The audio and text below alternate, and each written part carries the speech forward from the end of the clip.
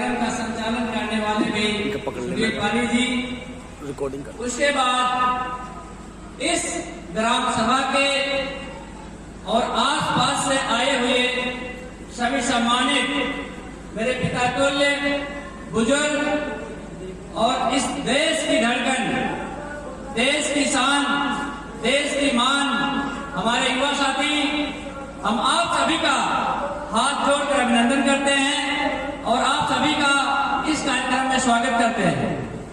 आपने हमें इस कार्यक्रम में बोलने लायक समझा, ये मेरे लिए सौभाग्य की बात है। और जब जब मुझे जहां जहां मौका मिलेगा, उत्तर प्रदेश की राजनीति में, उत्तर प्रदेश की सरकार में जितना प्रतिनिधित्व किसी एक गांव का हो सकता है, उसके लिए मैं आपके काम आता रहूंगा। ये मैं आपको आज वादा करके जा रहा हूं। आज का जो कार्यक्रम है साथियों, किसान महापंचायत का कार्यक्रम है। पिछले लगभग 3 महीनों से, यानी 100 दिन पूरे होने वाले हैं। मोदी जी के भाषणों में 100 दिन बहुत सुना होगा आप लोगों ने, लेकिन जिस तरह से ये 100 दिन पूरे हो रहे हैं, इस तरह से नहीं सुना होगा। कभी सुना होगा कि 100 दिन में बदलाव नहीं हुए तो बीच चौराहे पर पकड़ के मेरे सर पे जूते मारिएगा। आज देश के प्रधानमंत्री, देश के प्रधान सेवक पूरे देश की आम जनमानस को ललकार रहे हैं और हम अपने सब्र का इंतजार कर रहे हैं। ये सब्र जिस दिन टूटेगा, उस दिन इस देश का प्रधान सेवक उसी चौराहे पे नजर आएगा जिस पे उसकी इच्छा थी, जिसको ये छेड़ रहे हैं। ये देश का अन्नदाता है। देश के अन्नदाता को एक अन्नदाता ही नहीं, मैं भगवान से तुलना करता हूं, क्योंकि भगवान हमें इस धरती पर भेजता है, लेकिन अगर हमें खाने को नहीं मिले तो हम सीधे इस धरती से चले भी जाएंगे। लेकिन हमारा किसान दिन रात मेहनत करके, मुझे याद है क्योंकि मैं भी किसानी किया हूं, किसान का बेटा भी हूं। जब नवंबर महीने में गेहूं में पानी लगाना होता है, हड्डी में घुसने वाली ठंड होती है, उसके बावजूद भी खेतों में जाता है, सिर्फ इस लालच से कि हमारे देश के सभी देशवासी हर दिन खाना खा सकें, हमारे बच्चे जो सीमाओं पर देश की सुरक्षा कर रहे हैं उन तक रसद पहुंच सके, इस आशा के साथ जाता है। लेकिन इस आशा से कभी नहीं गया होगा कि इसी देश के किसान को, इसी देश में, देश की राजधानी के चारों तरफ 100 दिन तक अपनी छोटी सी मांग को लेकर के सिर्फ और सिर्फ इस सरकार की तानाशाही इसमें है और बिल में कुछ नहीं है। मैं आपसे पूछना चाहता हूं कि आप कभी भी कहीं भी किसी जगह पे अगर जाते हैं, आप अपने काम के लिए जाते हो, स्कूल में एडमिशन लेने के लिए जाते हैं, डॉक्टर को दिखाने के लिए जाते हैं, खेत में पानी लगाने के लिए जाते हैं, कहीं भी जाते हैं, अगर आप डॉक्टर से मना कर दो कि मुझे इंजेक्शन नहीं लगवाना है और डॉक्टर आपके पीछे इंजेक्शन लेके दौड़ रहा हो, तो इसका क्या मतलब हो सकता है? जब हमारा किसान संगठन, पूरे देश के लोग ये कह रहे हैं कि ये बिल हमें नहीं चाहिए और ये बिल जो आपने बनवाया, आप मुझे बताइए कि अगर किसान का बिल है तो क्या किसानों से पूछा जाना चाहिए या नहीं? इन्होंने भारतीय जनता पार्टी का जो किसान संगठन है उससे भी नहीं पूछा। इसका मतलब इनकी जो नीतियां हैं, इनके जो फैसले हैं, ये पूंजीपतियों से प्रेरित हैं। कहने के लिए भारतीय जनता पार्टी के हैं, लेकिन वास्तव में ये देश के 2 लोगों के हैं, इसके अलावा तीसरे किसी के नहीं है। आज नहीं कल भारतीय जनता पार्टी के लोग भी इस बात को समझेंगे कि इस व्यक्ति ने देश को कितना पीछे ढकेल दिया। आने वाला समय बताएगा आपको। रही बात किसान बिल की, 3 बातें हैं उसमें, उसको बताना इसलिए आवश्यक है कि आप लोग इतनी मुस्तैदी से बैठे हुए हैं। तो वो बात जानना अनिवार्य है। भाई आप तो पहली बात यह है कि मंडी खत्म कर दी जाएगी। मंडी का मतलब सरकारी मंडी। इससे क्या होगा, एक उदाहरण के साथ मैं आपको बताना चाहता हूँ। शिक्षा में प्राइवेटाइजेशन हुआ, शिक्षा में निजीकरण हुआ, यानी कि सरकारी संस्थान खत्म कर दिए गए। तो क्या शिक्षा सस्ती मिल रही है? क्या शिक्षा गुणवत्तापरक मिल रही है? क्या शिक्षा सबकी पहुंच में है?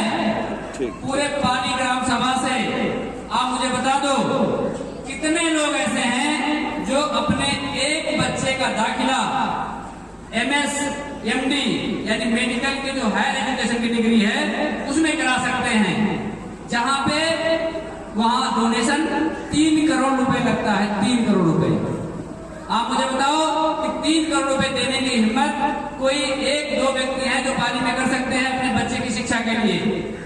अगर ये शिक्षा प्राइवेट नहीं हुई होती, गवर्नमेंट की होती, तो 35,000 रुपये फीस लगता, तो हमारा भाई, हमारा बेटा शिक्षा ग्रहण कर सकता था। इसीलिए जब निजीकरण होता है तो पूंजीपतियों के जेब भरने का काम किया जाता है।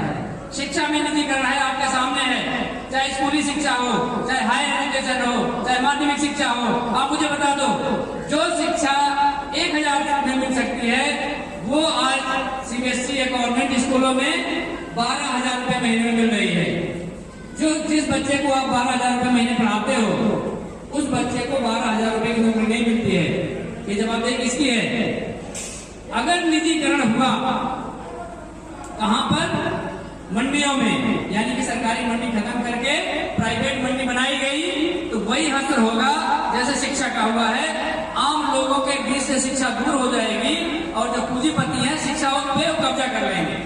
तो आप मुझे बताइए, जिस देश का 70% आदमी किसान है, जो गरीबी रेखा के नीचे रहता है, जिसकी इनकम हर महीने की 2 से 3 हजार रुपए है, साल की 50,000 या 60,000 या 1 लाख रुपए है, वो अपने बच्चे को 20 लाख की शिक्षा कैसे दे सकता है? तो जब 20 लाख में शिक्षा मिलेगी तो वही बच्चा पढ़ेगा जिसके पास पैसा होगा।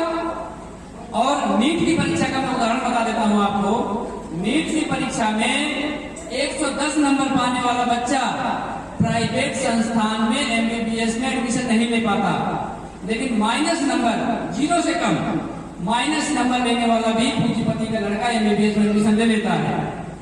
तो इसका मतलब पूंजीपतियों का काम हो रहा है। तो जब आपकी सरकारी मंडियां खत्म हो जाएंगी, अभी आपको लालच दिखाई जा रही है कि जब नई मंडी आएंगी आपको वैश्विक स्तर पर संभावनाएं बढ़ जाएंगी। अब आप मुझे बताइए कि पाली ग्राम सभा का आदमी 5 कुंटल, 10 कुंटल, 20 कुंटल गेहूं इंग्लैंड में जाएगा? कैसे जाएगा? तो ये सपने हैं, सपने दिखाए जाते हैं, मार्केटिंग में कहते हैं जो दिखता और बिकता है। तो ये बेच रहे हैं, ये पहले संसाधनों को बेचेंगे, फिर मजबूर होकर आप गुलामी की तरफ बढ़ जाओगे। तो अगर सरकारी मंडियां खत्म हो गई तो आप ये मान के चलो कि आप 90% गुलाम हो जाओगे अपने आप ही, आप मजबूर हो जाओगे बेचने के लिए। दूसरा उदाहरण मैं बताता हूं आपको। जियो का सिम पूरे देश में फ्री बांटा गया।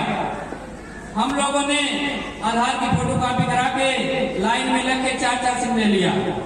ऐसा लगा कि खैरात बंटना तो कोई दिक्कत ही नहीं है। ऐसा कौन सा जियो का सिम है आज के डेट में जो कम से कम 149 रुपए रिचार्ज नहीं करता है? 149 रुपए देश का हर एक कस्टमर जो फ्री सेवा लिया था आज देने का काम कर रहा है। अगर BSNL जिंदा होती, उसकी सर्विस अच्छी होती, 50 रुपए महीने में सर्विस देता, हम उसकी सर्विस को लेते, लेकिन 50 की नहीं ले रहे हैं, हम 150 की ले रहे हैं और खुश हैं। वही काम मंडियों के साथ होगा। दूसरी बात कर रहे हैं कॉन्ट्रैक्ट फार्मिंग की।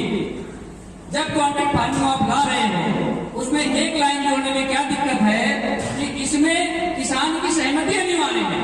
आप मुझे बताओ, जमीन आपकी, आपसे सहमति नहीं लिया जाएगा, ऐसे कैसे हो सकता है? कॉन्ट्रैक्ट फार्मिंग का उदाहरण और मंडी का उदाहरण जो साथी जानते होंगे, बिहार में इस समय मंडियां खत्म कर दी गई थी। बिहार के किसानों की जो हालत है, पश्चिमी उत्तर प्रदेश के किसान की वही हालत ना हो जाए, मेरा नाम बदल देना 2-3 साल के अंदर अगर ये कानून आ जाता है। तीसरी जो बड़ी बात इसमें है, इसमें यह कहा गया है कि कोई भी व्यक्ति, कोई एक व्यक्ति पूरे देश का गन्ना खरीद सकता है। अब आप मुझे बताओ, राजनीति में कहते हो परिवारवाद है, कहते हो तानाशाही है, यानी कि अगर एक आदमी के हाथ में सारी देश का कंट्रोल चला जाए, अभी तो 2 आदमी के हाथ में गया हुआ है, तब तो ये हालत है। अगर एक के हाथ में चला जाएगा तो आप मुझे बताओ कि वही तो तय करेगा। अगर पूरे पश्चिमी उत्तर प्रदेश का गन्ना अडानी खरीद ले आके एक दिन 50 रुपए ज्यादा में खरीद ले, उसके बाद बेचते समय चीनी आपको जो 50 रुपए की मिल रही है 80 रुपए का बेचने लगे, तो क्या फायदा होगा बताओ। तो उसमें लिखने में क्या दिक्कत है कि एक आदमी का भंडारण इससे ज्यादा नहीं हो सकता, इसमें क्या दिक्कत है सरकार को। लेकिन सरकार को पूंजीपतियों का जेब भरना है, इसके अलावा सरकार को कोई काम नहीं।